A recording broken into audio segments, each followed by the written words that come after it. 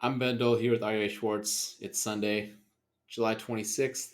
This is the Winsidr Daily Show. We're here for the second opening Sunday of the 2020 WNBA season, and we're going to start with the first game of the day.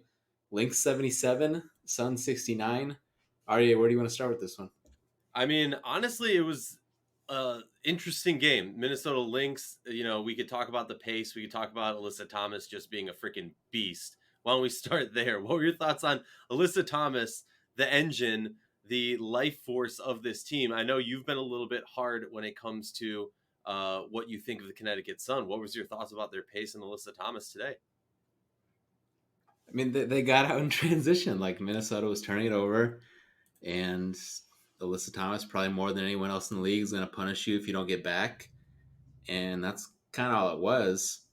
I guess if anything, if that may have stood out. I mean, that's what she's been doing for a long time with Connecticut, and especially early in the season here. If conditioning is an issue for some of these players, and it just getting into the flow and really hammering down on the transition defense, like that might hurt you more than usual. But it, for the most part, Minnesota stopped turning it over. They got back, and that they put a stop to that in the second half. Yeah, I mean, I think they had 12 turnovers, somewhere around that in the first half. Ended the game with just 14 turnovers and 40 rebounds. Sylvia Fowles was beasting. I mean, she was just eating out there. At a point, I thought she was going to drop a 20 and 20. Huge game for her and a huge game for Crystal Dangerfield, or Danger as I like to call her. What do you think about that combo? Yeah, so for first with Sill, it was interesting. First possession of the game, Minnesota comes out, they throw it into Sill. They have they had their play ready to go, and one dribble just right over Bree Jones, and then for a while there, like Minnesota just wasn't getting Sill or Nafisa Collier like any touches in a position to score, which is obviously a big part of a big part of why they weren't scoring very well. If you want to jump to Crystal Dangerfield right away, she came in there in the second half and just she had a big steal on a turnover in the backcourt. It was part of a nice run, and after that, a pick and roll got to the rim. That second part was the big thing. Just having a guard just turn the corner for them because of the mics were hot, and you were picking up a lot of the coaches saying. You could hear it. Like that was a big thing that Cheryl Reeve was imploring her guards at times to turn the corner, and that was a big moment for Dangerfield, and she hit a big three for him. They had they finished 4 of 17 from three, but all four of those I believe were in the second half. So just to get that little bit for them and seeing that go in, I think that also gave just their team a ton of confidence. Yeah, I mean, the Minnesota Lynx needed to start hitting three balls if they want to space the court. But it was interesting. They weren't hitting threes. I think they started like it was 0 for what, 0 for 9, 0 for 10 or something like that. But the spacing was much better, which is why at times they were able to get the ball down low to Sill, which in turn gave them the ability to get points. Obviously, Fee didn't have the big game that we all expected from her. She fouls out. She got many fouls early. She came back out and played all the way through until basically the game was over and had some big plays late in the game. So I'm glad to see that adversity. But honestly, the biggest thing for me in the Lynx game was their ability to stick around throughout the whole game. They played, in Cheryl Reeves' words, like crap for the majority of the game, but were able to, in the fourth, you know, pick it up. And that's the poise that you need from a team if you want to win tough games late in the season, if you want to win tough games early in the season. So it was definitely a positive game to see them pull off that win. A tough loss for Connecticut. They struggled at points. They looked really good in the beginning to a point where you're kind of thinking to yourself, wow, this is what this team is going to be. And then I feel like the second half was very much so us going, okay, yeah, we got to check ourselves and remind ourselves there's a lot of new players. They were missing Breon January, and Teresa Plaisance, doubtful, did not play. And Dewana Bonner bumped it, or fell on her knee. I believe it was her knee. Is that right? It looked like she was holding her knee at one point. It was very end of the game that it was just the outcome was decided at that point. So that'll be more for the next game to check on that one. But with Connecticut too, they weren't scoring in the half court the whole game. it was like they were running. Like that was the game early on as Connecticut built Yeah. that lead. Neither of these teams was awesome out of the gate. And they're both really good defensive teams. And Connecticut especially looked really sharp on that end right away. They shot 2 for 19 from three. So like uh I think that might have been it was two teams just kind of finding their sea legs. Back to Nafisa, like yeah, she did get going a little bit at the end there, which was big for them. And to her credit, after she sat in the third quarter for a little bit for about 4 minutes, she finished the game. And by the time she fouled out, the game was over. So she finished strong there. And back to the shooting for Minnesota, Lexi Brown shot 0 for 6 from three. Like we've seen enough of Lexi that like she's good enough of a shooter. Like that's not going to be a normal thing. Mm-hmm. And that's obviously one of the big things for them. They closed with Dangerfield and Lexi Brown, so obviously that's two shooters that people are really going to pay attention to around those three forwards. And even Shanice Johnson, I thought, played pretty well. She kind of eased into that game, and she kind of gave them something as this de facto. Everyone's so fixated on defining the point guard for Minnesota, but whatever you want to call it, the lead guard with that starting lineup. Oh yeah, I mean, and Dangerfield just looked like she was working Rachel Banham out of minutes from the moment. And I saw some people talking. Maybe it was in our Slack, maybe it was on the Twitter sphere, but people were talking about, oh, Lexi, and I'm glad you touched on that. We know enough about Lexi to say her going 0 for 6. That's not, I mean, realistic. But I will say I Yeah, did she see by the some way, promise by from the her. way, like Yeah. on Brown, like she shoots like 7 feet behind the line, like no problem. Like she has ridiculous range. Like in the first half, she caught one like 6 feet behind the line and threw a pump fake, and Jasmine Thomas jumped out of her shoes because she was like that worried about her taking that shot. So yeah, Well, like that. she's also playing her former team where they know they practice with her. They saw she's fully capable of hitting that. Yes, we've seen that in real games, but we always hear about players talking about in practice how crazy and good this player is, and we might not always see it during the games, but if you practice with someone for a whole season, those memories don't just easily go away, and you don't only think about what they've done in game time.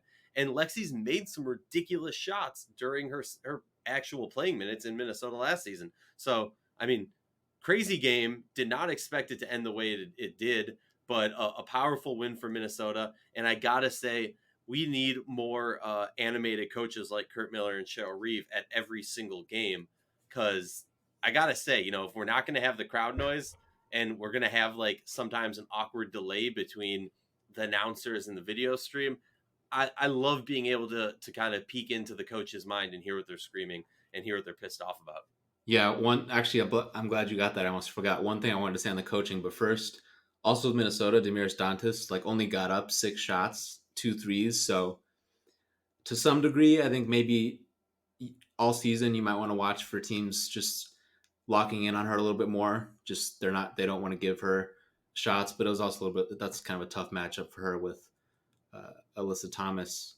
Uh, um, but yeah, on with the coaches, one thing you heard Kurt Miller really harping on to his team was feeling the pressure, and you saw in the first half not just forcing the turnovers, but when you're like 4 or 5, even more feet out beyond the 3 point line, like getting into the ball handler, they can't make those long entries to Sill even when she's open, right? Because you have someone like in your jersey. So uh, like I think some people, I mean, all of us had fun just getting to hear that, but like when you listen to like something like that from Kurt Miller and he's harping on that, like there was a real purpose to that, and it was really helpful for them. Yeah, and it's helpful for us to like kind of hear into that. So it was really exciting. As we always say, if you like our show, please consider joining our Patreon community. For less than a cup of coffee a month, you can directly show support for the hard work we do covering the W. Don't forget to see the amazing writing content on Winsidr.com. Let's move over to the Sky and the Aces. Sky 88, Aces 86. Asia Wilson had a tweaked ankle. We heard about it coming into this game, but really had no minute restrictions. The surprise going into this game, and I think a lot of us were shocked when we saw the starting lineup come out, Diamond DeShields did not start due to knee inflammation, among other things, quote unquote, from Holly Rowe. Never really got more of an explanation on that one. Very concerning, considering she's one of those players who I think everybody has kind of cued in on as a key element for this Sky team, and seeing how they're going to make that leap to the next level. do you want to start with the end of the game? You want to start with the beginning of the game? Because this was an exciting one. Obviously, one of the highlights of opening weekend, considering how they ended during the playoffs with the Hamby Heave last year, and we ended on the Quigley something. I don't know. We'll think of a name for that one. Yeah, I think we should do the start. And on Diamond too, like is it like some huge surprises? Like I think what you said there like kind of crystallizes it. Going into this, we shouldn't be surprised if a player gets banged up trying to ramp up. So I think like what you articulated there is like what it was. Like people carry these giant expectations for Diamond and they're excited to see her play, but like if she has some going on with her knee, whatever it is, like okay, don't like you don't like. I think some people are like dying to overreact. Like maybe you don't need to freak out about that right away. Yeah, no, I mean, come on. It's one game. It's a sprint this season, but it's a sprint marathon. I've heard multiple people refer to it. You gotta think long term, especially for a team with Diamond as such a young player. You don't want to rush someone back, or when they have inflammation or something like that, get them on the court and play them too much to a point where you have long term lasting effects. She only plays 14 minutes, but in Coach Wade's defense, A, they get the win. B, Aryeh Stevens, I'm all aboard that hype train, showed out, but got in foul trouble. So that's like a legitimate concern there. But going back to Diamond, she was successful when she was out there. Obviously, it wasn't as smooth as we're used to seeing her. I think because she didn't get enough minutes to fully get the flow of the game going. But when she was out there, we did get to see spurts of it, of why everyone's a fan of her. And honestly, I'm excited for the season with her. Yeah, I mean, I don't think she totally looked like herself, but I mean, that doesn't have to be the main focus for us on this one. I think the big thing was you mentioned Stevens, yeah, getting in foul trouble in the second half there. That wasn't ideal, but in the first half, especially like, she's going to space around their action. She's going to make threes. She can put it on the floor. Like that's going to be huge for them. And the big thing for Vegas, if we're going from the start, Angel McCoughtry made her debut and like she looked in the open floor. She looked pretty good in the half court, rising up, making jump shots, and more broadly, I think the thing with the Aces and how well they were scoring and as they built their lead, like, hey, this team led the league in pace last year, and what they do on the first game this year, like they played fast, like that's what they do, and that created a lot of problems for Chicago. Oh yeah, a lot. And the craziest thing was they almost, or not a record, but I think the announcer said something like since 2015, no team has gone a full first half without shooting a 3-pointer. They launched one up, no good, with like 30 seconds left in the half. So I guess they just didn't want to be part of that stat line. But ridiculous how they were able to score and just dominate the paint. That's going to be a huge question mark for the Sky this season. It was a little bit last season. Maybe I'm underplaying that, but defense for the Sky has always kind of been the question. But yeah, what you were talking about with Angel, I mean, I'll be the first to admit it. I questioned whether or not Angel will be ready for this season. I watched her. I think it was a little bit overseas. I watched her a little bit with Team USA. Everything I saw just didn't give me a lot of confidence in it. It's great to have her back, and I forgot how much I love watching Angel play. Yeah, good start for them there. Asia Wilson ends up playing about 30 minutes. She goes for 22. More all things considered, like she looks like Asia. They look fine. And yeah, I mean, the 3-point total is the stat everyone's going to harp on, and they do it all the time. But it's like, hey, should they have stopped shooting a bunch of layups and like running in transition to build their lead? Okay, if you want to like, if you just only want to focus on that. Kayla McBride only played. I'll never give that up.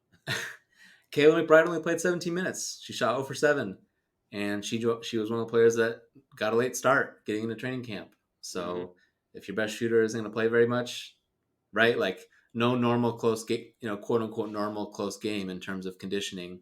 Kayla McBride isn't going to play just 16 minutes, so that's one big part of it.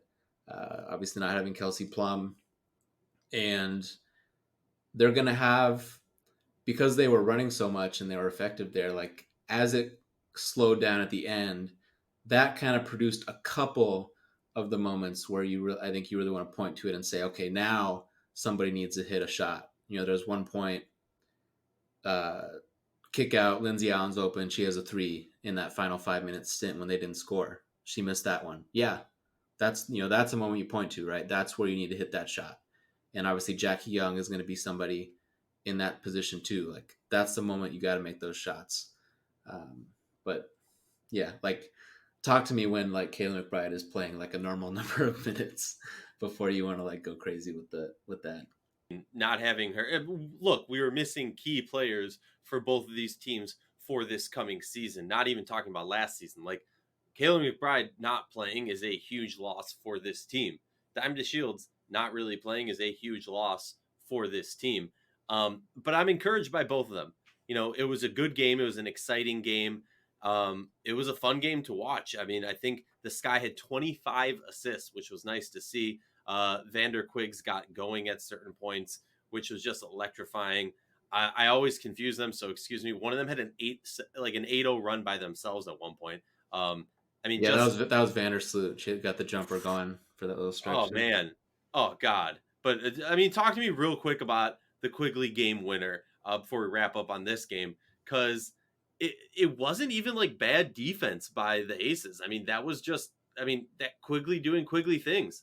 Yeah, and quickly, like on the lead up to that, like I alluded to it earlier, 4:39, the Aces go up 7, was it?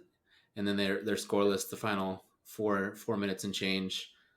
They got some good shots. They had one turnover in there. They had one chance in transition they missed. I mentioned that missed 3. So obviously, like that, that was the stretch of the game there. They just didn't score at the end to put it away, but Chicago came out. They had Vandersloot dribbling right baseline. They set up that hammer action where you're screening on the opposite side for that shooter to go to the corner, which was Quigley. And Jackie Young got out there. She chased her out there, but Quigley gave the little fake sidestep, uh, and and Jackie wasn't totally out of the picture, and she Quigley just made a big shot. It was a big shot. I loved it. Let's move on to the Wings. Wings 95, the Dream 105 in a dueling a shootout, as they call it. I have not enjoyed the pace of a game so much in a long time. I stood up at one point and just screamed, "I love the Wings." Yes, they got a lot of issues, but the athleticism of this team, the wingspan of this team. I mean, this is a team that's going to be extremely fun to watch. They might not be the greatest team, but they're a team that I'm going to ride with. I'm going to, call them similar to the Connecticut Sun 4 years ago, where I really jumped on that hype train. This is a team I'm jumping on. And I got to say, Ty Harris, I mean, I can't say enough about the poise that we saw from her. It was ridiculous. She looked like a vet out there. Yeah, Ty looked great in her first game, and one of the things I think one thing I underrated uh, with her was just her speed, which you just don't quite see as much at the same level in the college game. Although there obviously are moments you're out in transition, and yeah, if she's hitting pull up shots, to punish the defense, she had a couple today, that was pretty huge. And one play I thought was pretty interesting, and we should get to Atlanta because they didn't win the game, but I thought one interesting play with Ty was like Aryeh had the ball top of the key. She drives right. And as much as we're talking about, hey, Dallas has point guards now, Aryeh is the 2. As we saw as they're coming back, right? Like Aryeh is gonna have the ball a lot, right? Like that's still what you want at the end of the day. But Aryeh, this play, she's driving right, Ty's in the corner, she gives it to her, and Ty just catch, decisive, rip and go, blow by. She's down the baseline, draw help, skip it right to Alicia Gray for a 3, and like that is so perfect for them too, because that's like the example you want of, we saw Ty do stuff on ball, but then when she's off ball too, like she can make that next play. If Aryeh has to give it up, she gets doubled, whatever, you still have someone that can go make a play, and that that kind of dual threat in a way, on ball, off ball, is something they really missed around Aryeh last year. Yeah, and I mean, should we talk about Satu? Do we want to talk about the rest of this team? Agumbawale does drop 19 with 3 assists. Izzy Harrison at 18 and 11. Let's skip the whole stat fiasco with Harrison and whether did she foul out, did she not, was it the correct thing? But interesting to see this team. I think they have a lot of potential. Stu did not have the greatest of games. She has got gassed and couldn't stay on with the dream. But let's move on to the dream. Carter and Billings, you know, just balling out there. So much athleticism and so much speed. I think I tweeted this out at one point. Watching this game honestly felt like watching an old game recording or like listening to a podcast on 2 times speed. It did not compute with my mind how fast these players were moving. Yeah, I think Monique Billings is one of those players. You subscribe to that theory that, hey, one of these players that just plays hard all the time, they're the energy player. As cliche as it might be, like they might not like hearing that, but like in this situation, like that's, you're probably going to do pretty well, especially early on. So she looked good, Dropping defensively 30. moving her. Yeah, I mean, defensively moving her feet, blocking a few shots, and in transition, like she had like a grab and go too. Like that was pretty interesting. And yeah, just being active, 1 or 2 dribbles, being able to attack the basket. Kennedy Carter, I think like it's just hilarious. Like people were actually like putting the thoughts out in public, like, oh, can Kennedy Carter pass? And like in the first stint of that game, she had 2 like awesome, like awesome like lay down passes to just get Elizabeth Williams 2 layups. It's like, yeah, like no one can guard her. Like Kennedy Carter is gonna be fine. The jumper wasn't working, but I think she settled on a couple of those. So, and they won the game. Like they won the game. They're shorthanded. They're waiting for the reinforcements to come, but Atlanta, you'll take it. Oh yeah, you definitely take it. I mean, also speaking of reinforcements, I mean, well, first of all, let's give a shout out to Rachel Galligan who dropped the knowledge that Courtney Williams has touched down in the wobble. So she will be starting her quarantine period, which means, what, give it 2 weeks. I don't know how it's going to work with her. I haven't actually looked into that yet, but give it at least 7 days, and we'll see her getting some reps in, so we can finally see the walking bucket, as she calls herself. But the Atlanta Dream scored over 90 without the rest, like their full squad there. And last year they scored over 90 only 2 times. That's a huge sign for head coach Nikki Collin. Talk to me about, well, why are we thinking about Indiana? Why did Indiana get brought up so much in this game? Oh, I mean, I just brought it up because Benaj Delaney played really well for Indiana too. Nikki Collin had been saying she was shooting the ball well in scrimmages, and then today shooting the pull-up 2-pointer. If people duck under a screen on her, made a couple of those, 2 for 4 from 3, and she's kind of the perimeter stopper for you that they're going to throw on the toughest player. There's value there. You can switch a little bit with her, and I wrote Indy in the notes there, just like did like Indiana make a mistake with, they cut Laney and they traded Shanice Johnson. Like, are both those players going to end up being better than some of the players that they kept? It's just, I don't know. It's like, it's worth thinking about. Oh yeah, I mean, I saw someone tweet it out there. Like, you're looking at the stats, and this is the roster that Indiana decided on, and then you look at the players who left them over the offseason, and you see how they were successful. But hey, hindsight's 2020. Like we said a lot last episode, this is a team that showed up and had half the training camp. Training camp's not that long, anyways. A lot of these players haven't played, anyways. Let's be realistic about what's going on.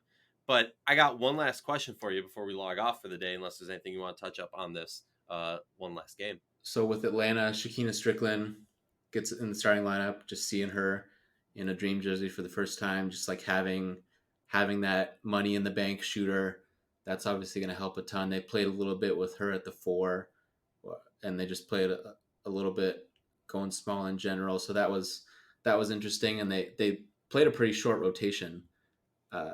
So you hope you hope that those other 3 players arrive pretty soon, so you don't have to keep doing that. But obviously, you understand why you do it now. If you can really bank a few wins here, that'll be big, chasing the playoffs. But with Dallas, they I guess they kind of started big. You would say, you mentioned Stu only played 13 minutes, and Isabel Harrison started next to her, but then ended up playing a lot at center, which I think is what they'll do a little more often. And Satu Sabali, I thought it was pretty interesting to see how they were using her, but then fouling out at the end there, I think that's she's got a little bit of ways to go there, especially defensively, like around the basket, just rotating in time, being when you have to be that last line of defense, kind of making those plays at the rim. All right, well, I got two questions for you. First question, I left off the show notes to put you on the hot seat. Which rookie had the best opening game? I'll say Ty Harris. I think Ty Harris looked really good. Especially wondering what Mariah Jefferson's going to give them. I think defensively Jefferson looked pretty good, but I think I think Harris. I think a lot of people had the thought that maybe Harris can end up being their best point guard this year, and if she's able to give them what she did offensively, I think that would be pretty huge, and that door should definitely be considered wide open as a possibility. Yeah, I love it. I completely agree. I think a lot of people might say Carter just because of the haughty numbers, but there's a higher expectation for her. So I completely agree with you. I was going to say Ty Harris. I was, you know, glad to agree. Last question of the night: which team do you think had the best day? And by best day, I mean, you know, like it's day one. You know, Talk to me though. In my opinion, and this is obviously coming from a biased place, I'm saying Minnesota Lynx. We're talking about a team that really struggled when, to shift their style of play. When they struggled early on, they weren't really able to get out of the gutter. They were able to do that today against a Connecticut Sun team that was looking good at times, and they really locked down on defense. So I'm going with Minnesota Lynx. Yeah, I was a little higher on Minnesota going in, so I guess in a way, like, um, I kind of saw at the end of that game what I was kind of expecting from them. But I would say Chicago. Just you're down double digits at least at one point, right? It was at least nine, Yep. but you're down Yeah. like that in a game when Diamond isn't 100% and you come back and win. Like that's huge for a team with title aspirations and you would think top two aspirations, right? Like these games like that flip on a coin and really come down to the end, like just to put those in the bank, that could be the difference between 2 and 3, 4 and 5, whatever, as we've seen. All right. We'll be back Tuesday for more Winsidr Daily. I'm Aryeh Schwartz with Bendel.